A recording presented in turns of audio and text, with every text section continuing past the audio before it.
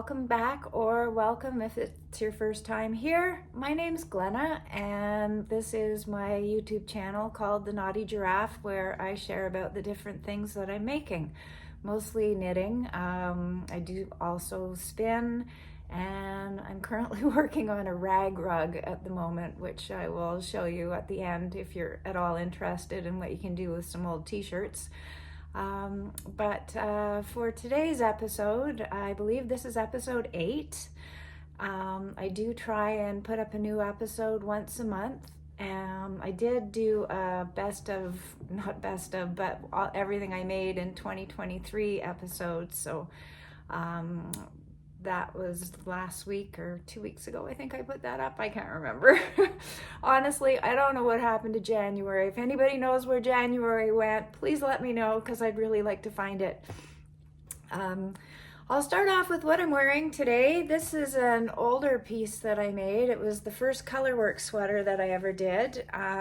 It's from one of the old Penguin. I don't know if you remember them. Pingoouin, I think it's spelt. They were around back in the 90s, and that's when I first started to really get back into knitting again. And I knit this sweater up. It was originally for my mother, and when she passed away, I got it back. And so I don't wear it all that often, but every now and then I put it on and think of Mom. She was always afraid to wear it, or she said she was afraid to wear it because she didn't want to wreck it. But as she got older, she started to wear it a lot. I guess she realized that we can't just keep the good things in the closet, that we need to use them, or else what are they for? So yeah, this was, I honestly can't really tell you much about it because it's just such an old pattern. I don't have the pattern book anymore. It disappeared in a flood when my basement got flooded, when the hot water tank blew up. So yeah, all I can tell you is it was from one of the old Penguin magazines. It was a lot of fun. So today I have 2 finished objects to show you, and quite a few works in progress. I've been busy casting on a lot lately. So I will start with my finished objects. The first of which, if you did see my Everything I Made in 2023 episode, you would have seen this already, but it was, I made another shift, one of Andrea Mowry's design called the shift. It's all done with mosaic knitting, where, you know, you just do 2 rows of knitting and then 2 rows of slipping stitches. I love this thing. It's really warm and cozy, and oh my gosh, does it ever clash with my sweater? It does not go with the sweater, but it's the second shift that I made. I made 2 in a row. The first one went to my stepdaughter for Christmas, and so I knew I wanted to have one to wear, and I got this this yarn. It's called Marla by Manos del Argoe, and I'll put it down below in the description. But oh gosh, it's super soft. It's a sport weight yarn, and I believe I knit the whole thing on 3.75 millimeter needles, if I'm correct, in the round. Well, not in the round actually, no, sorry, but back and forth. But I used circular needles because it seams up the back.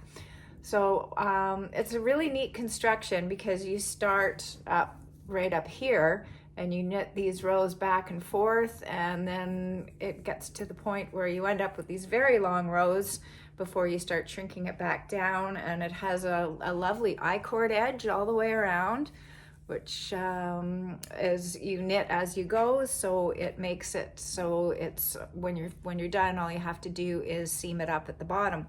So because I made 2 in a row and the pattern's fairly easy to memorize, I figured I could just go ahead without really looking at the pattern too carefully. And I ended up making a mistake, and as you'll see, one side is quite a bit longer than the other. I accidentally missed one of the color changes, and so it ended up quite long. But thankfully this all bunches up in the back behind my neck, so nobody sees it, and if I hadn't have told you, you wouldn't have known. And it's the length, it's really not that much longer than it was meant to be. So I'm taking it as a win. It's super colorful, super soft, cozy, warm, and I absolutely love it. So that's finished object number 1. If you haven't made a shift by Andrea Mowry, they're really, really nice. It's a lovely pattern and really fun to knit. So next on the list was, like I said, I've started spinning. And after I finished my first 2 skeins of yarn, I wasn't quite sure what to do with it because it was not fairly even consistency. But when I looked at it, it looked like it was sort of similar to the mecha yarn that I had used when I made the 2 Sarandi hats that I've knit. If you look back an episode or 2, you'll see I had those. So I used my hand spun and I knit this hat. I didn't really have a pattern for it, so what I did was I used the same number of cast on stitches that I used for the Sarandi hat, and just kind of held them side by side as I was knitting to get a gauge of what to do. And I just did like I think 2 rounds of the color, and then I put in one where I did one of the white stitches like every 5 stitches or so. And then when I got to a couple more, then I would do a knit row and then a purl row with the white, and then start into the next color. I found this little purple pom-pom for $5 at the yarn store, and yeah, I'll show you this. Whoops. Absolutely love this. It's super warm. What I did was I held it with a strand of lichen and lace mohair so that it makes it just a little bit extra fuzzier and softer. And the lichen and lace has a little tiny bit of red splotches in it. I think you can see it sort of, if I hold it really close, you can see where the red pops into the white. And I thought that made a really nice accent. And then, oh yeah, I got these things from Etsy here. These little tags. This one says Knotty Giraffe, made with love, I believe. And yeah, they were fairly reasonable actually, and they're really cute. I've put them on most of the hats that I've made. Some of them I still have some little tags handmade with love by Glenna that I use a grommet to put on. But yeah, I really like them. So the hat is super warm. I absolutely love it. Yeah, those are my 2 finished objects that I have to show you this week or this month. I've been really busy casting on though, so let me start with, first off, I have been wanting to make Caitlin Hunter's sweater, the Soldotna, ever since I saw it like 3 years ago on Ravelry, the first time I saw it. And so I have cast that on, and I am chugging away through the yoke here. As you can see, I've got stitch markers in between every single section because I don't want to miss where I have to add stitches. I was worried that the green and the blue were a little too close in color, but so I've had to do a little bit of color management, making sure of how they interact. So I've kind of I'm still using her chart of design, but I've just been changing the colors up so that it works well. And oh, I tell you, I've been through so many color changes just trying to decide to get it cast on. I've tried, I don't know how many different color combinations, and I noticed, if you look on Instagram at all the different versions of the Soldotna, you can see in some of them where they have, like, you get to this section right in here, where it's got, just where I'm just finishing, where it's got these diagonal like V-shape sort of things, and some people have done them in really bright colors, and it's just like, so whoa.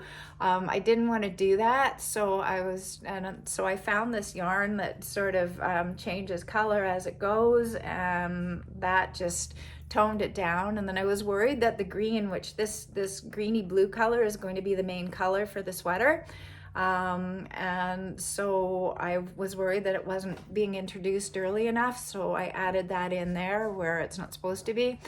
But Yeah, I'm really having fun with this. The yarn that I'm using is a merino. Most of it is Malabrigo. Oh, what is it called? Sorry, here.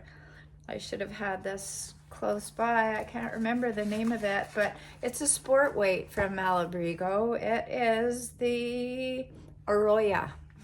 And yeah, this using the color Reflecting Pond and Arapi. Then I also have some Haiku. It's called Hikoo by Sueno. And I'm using the color, I think it's called Corny is the blue, which is kind of a funny name for it. But and then I had bought, and then and then the other color I'm using is my own hand-dyed, sort of a purpley color that I did in a workshop. Oh, when was that? Not last summer, the summer before, where we dyed sock yarn. So I'm just holding it double. It's a little bit thicker than the sport weight that the rest of it is, but it's just as accents, so it really doesn't matter all that much. I had to jump up like a huge amount in needle sizes. Can't remember what the original pattern calls for. I believe it's a 3.75 needle, and I had to go all the way up to a 4.5 to get gauge with this because it's so thin.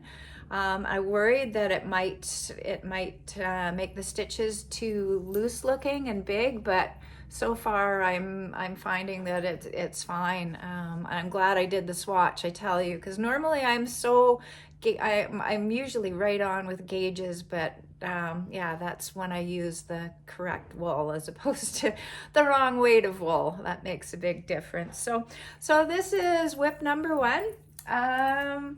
Whip number 2 is over here. Where is it? There we are. It's a present for it's going to be a birthday present for my stepdaughter. It's from the Louise Crowther book, Knitted Animal Friends, and I am making the pig.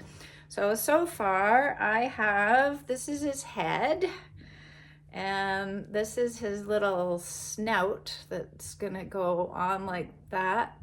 And then I've got both ears done, which the ears kind of pinch in like this.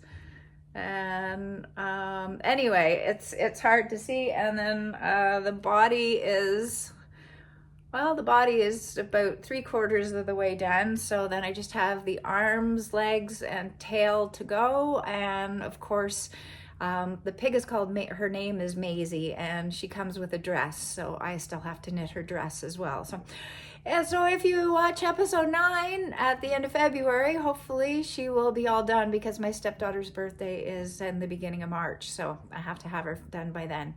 So yeah, the pattern calls for everything to be knit flat, but when I made the first one, I made Noah the horse for my daughter-in-law, and when I made Noah, I just kind of shifted the pattern to knit it in the round because I really hate seaming. So what I've done is, like, if you look at the body here, I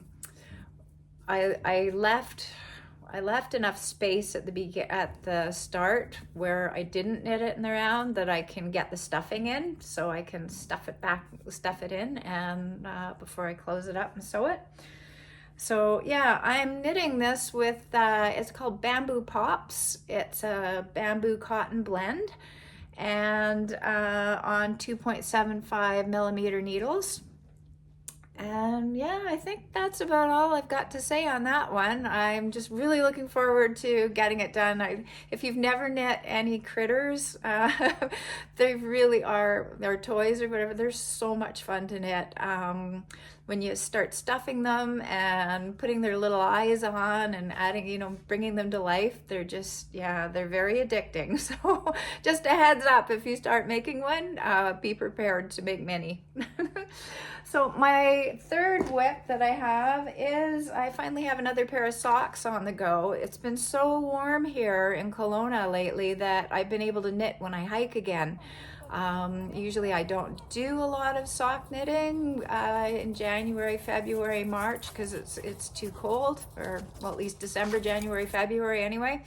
but it's been going up to like 7, 8, 9 degrees here. All our snow's melted, and so yeah, so I'm knitting these ones. The yarn is by a Canadian company called Ginger Snap, and it is, I believe it's an 80-20 blend, and very soft, just so soft. I'm really looking forward to these. I used the Malabrigo Ultimate Sock yarn in the color Oro for the cuffs, and I'll be doing the heels and toes in that as well. As usual, they're on I always do magic loop for socks on 2.25 millimeter needles. I find that works best for me.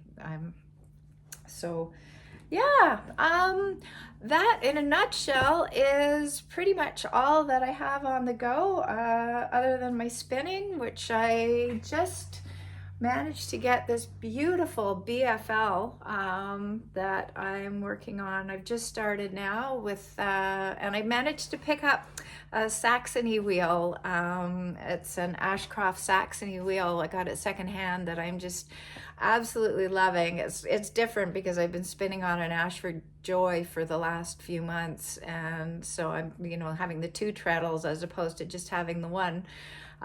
It's making a bit of a difference, but I'm learning and I'm getting there. So that's it. This is just a super short episode. I wanted to get it done before my brother arrives. He's coming to spend a week with me, where we're hoping to go skiing if the snow hasn't all melted. And yeah, other than that, I will be back at the end of February and hopefully have some of these whips as FOs, and maybe some new cast-ons to show you as well. So I hope you have a great month of February ahead. And yeah, like I said, if anyone knows where January went, please message me, let me know. I'd really like to find it and at least say goodbye to it. So thanks a lot, and as always, you can find me on Instagram at Glenna Turn.